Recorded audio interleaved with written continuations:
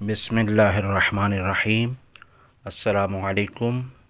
فطرہ کے بارے میں چند ضروری مسائل۔ فطرہ کب واجب ہوتا ہے؟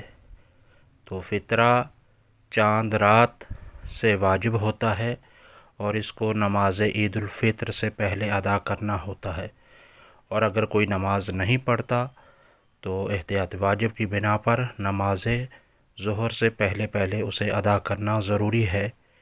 اب ادا کرنے کے لیے یہ ہے کہ یا تو وہ مستحق تک پہنچا دے یا یہ ہے کہ علیحدہ کر کے رکھ دے۔ دوسرا یہ ہے کہ فطرہ کتنا ہوگا، تو اس کا جواب یہ ہے کہ ہر ایک نفر کے حوالے سے، ہر ایک فرد کے حوالے سے 3 کلو جو چیز وہ لوگ کھاتے ہیں، مثلا چاول یا گندم، تو اگر 5 افراد ہیں تو 15 کلو ہوگا۔ اور تیسرا سوال یہ بنتا ہے کہ کس پر فطرہ واجب ہے؟ تو ہر وہ شخص جو اپنا اور اپنے اہل و عیال کا پورے سال بھر کا خرچہ نارمل طریقے سے عام طور پر پورا کر سکتا ہے اور کرتا ہے، اس پر فطرہ واجب ہو جاتا ہے۔ نمبر 4، کس پر فطرہ واجب نہیں ہے؟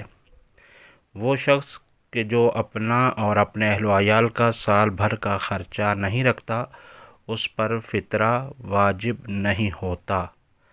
نمبر 5، فطرہ کس کو دیا جا سکتا ہے؟ تو ہر اس اہل ایمان کو جو مذہب اہل بیت پر ہے دیا جا سکتا ہے، اور دینا شرط ہے۔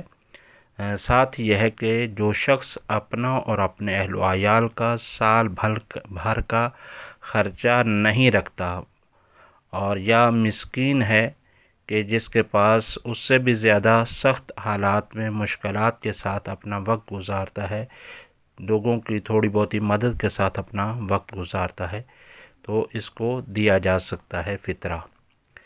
اب ایک اور ضروری نوٹ کے طور پر مسئلہ وہ یہ ہے کہ غیر سید کا سید کو فطرہ نہیں دیا جا سکتا، صرف اور صرف سید ہی کا سید کو فطرہ دیا جا سکتا ہے۔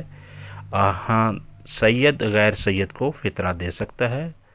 یہ ضروری چند مسائل تھے فطرہ کے حوالے سے۔ والسلام علیکم ورحمۃ اللہ وبرکاتہ۔ سید جاوید نقوی، قم المقدس۔